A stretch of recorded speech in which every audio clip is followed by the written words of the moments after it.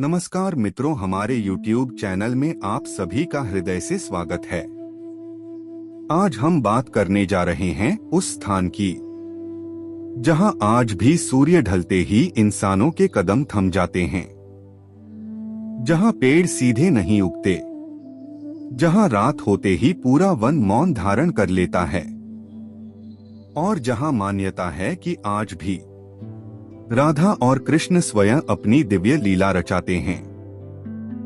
जी हाँ दोस्तों, आज की यह कथा है वृंदावन के उस रहस्यमयी वन की जिसे हम निधिवन के नाम से जानते हैं।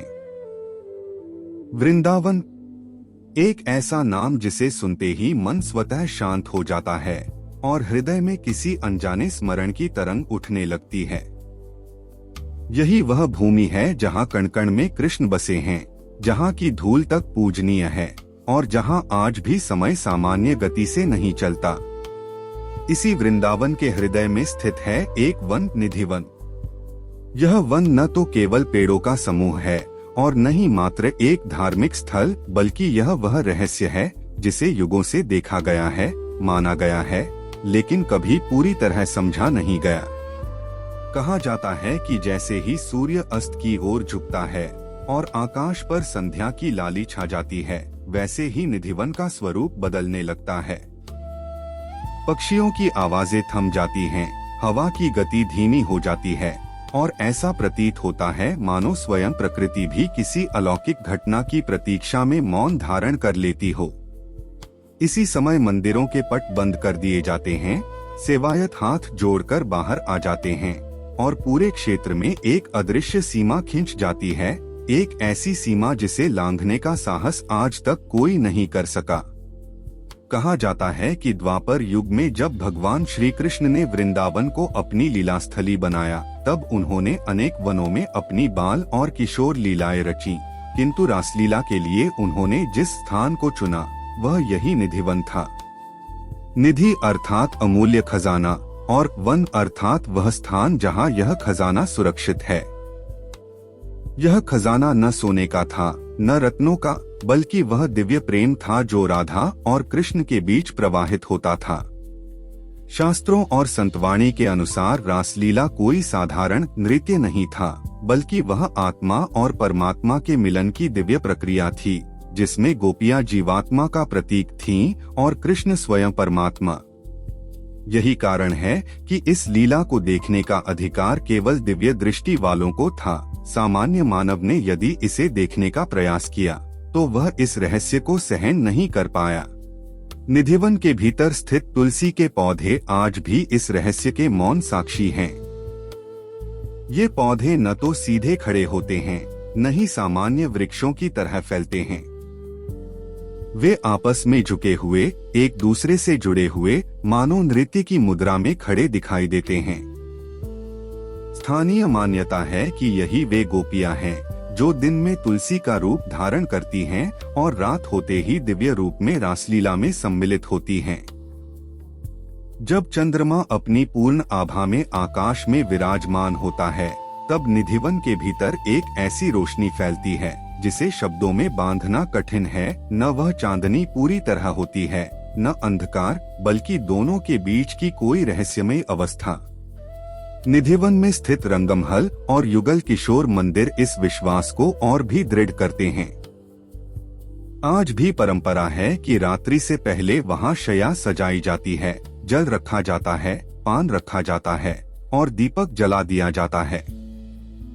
कोई भी यह कहने का साहस नहीं करता कि यह सब केवल परंपरा है, क्योंकि सुबह जब मंदिर के पट खुलते हैं तो शैया बिखरी हुई मिलती है, जल कम हो चुका होता है और वातावरण में एक विचित्र सुगंध फैली होती है। सेवायत इसे देखकर भी कुछ नहीं कहते, बस सिर झुका लेते हैं, क्योंकि उनके लिए यह कोई चमत्कार नहीं, बल्कि प्रतिदिन की सत्य घटना है। कई बार इतिहास में ऐसा हुआ कि किसी ने जिज्ञासावश या अहंकारवश इस वन में रात बिताने का प्रयास किया। कुछ लोग छिप गए, कुछ ने पेड़ों पर चढ़कर देखने की कोशिश की, परंतु प्रातःकाल कोई भी सामान्य अवस्था में नहीं मिला। किसी की आंखों की रोशनी चली गई, कोई बोलने की शक्ति खो बैठा और कोई जीवन भर मौन रहने को विवश हो गया। इन घटनाओं को न तो कभी सार्वजनिक रूप से प्रचारित किया गया, न ही किसी ने इन्हें चुनौती देने का साहस किया। संतों का कहना है कि निधिवन दंड नहीं देता, बल्कि वह केवल यह दिखा देता है कि हर रहस्य हर दृष्टि के लिए नहीं होता। यही निधिवन राधा कृष्ण के उस प्रेम का प्रतीक है जो शरीर से परे, समय से परे और संसार से परे है। राधा यहाँ कोई साधारण पात्र नहीं, बल्कि स्वयं भक्ति का स्वरूप हैं, और कृष्ण उस भक्ति को स्वीकार करने वाले परम तत्व। जब जीव अपनी अहंता छोड़कर पूर्ण समर्पण करता है, तभी उसे उस प्रेम की झलक मिलती है, अन्यथा वह रहस्य बना रहता है। यही कारण है कि आज भी श्रद्धालु निधिवन में प्रवेश करते समय मौन रखते हैं, हंसते नहीं, ऊंची आवाज में बोलते नहीं, और सूर्यास्त से पहले ही वहां से लौट आते हैं। कहा जाता है कि निधिवन को देखने की नहीं, बल्कि महसूस करने की आवश्यकता है। यह वह स्थान है जहां प्रश्न स्वयं शांत हो जाते हैं और उत्तर मौन में मिलते हैं। जब तक मन में तर्क है, तब तक निधिवन दूर है, और जब तर्क समाप्त हो जाता है, तब वही निधिवन भीतर प्रकट होने लगता है। आज भी वृंदावन आने वाले श्रद्धालु निधिवन के नियमों का पालन करते हैं। वे सूर्यास्त से पहले लौट जाते हैं, मौन रखते हैं और किसी भी प्रकार की अशिष्टता से बचते हैं। यह अनुशासन भय से नहीं, बल्कि सम्मान से उत्पन्न होता है। उन्हें लगता है कि यह स्थान उनका नहीं, बल्कि राधा कृष्ण का है, और अतिथि बनकर आए व्यक्ति का कर्तव्य है मर्यादा का पालन करना। निधिवन का सबसे बड़ा रहस्य शायद यह नहीं कि वहाँ रात में क्या होता है, बल्कि यह है कि वहाँ दिन में भी क्या होता है। दिन में भी वह वन मनुष्य को भीतर की यात्रा पर ले जाता है। वहाँ बैठकर व्यक्ति अपने ही विचारों से सामना करता है, अपनी व्याकुलताओं को पहचानता है और धीरे धीरे उन्हें छोड़ने लगता है। यही आंतरिक परिवर्तन इस स्थान की वास्तविक लीला है। जब विज्ञान और आस्था दोनों अपनी सीमा स्वीकार कर लेते हैं, तभी मनुष्य पूर्ण होता है। निधिवन इसी संतुलन का प्रतीक है।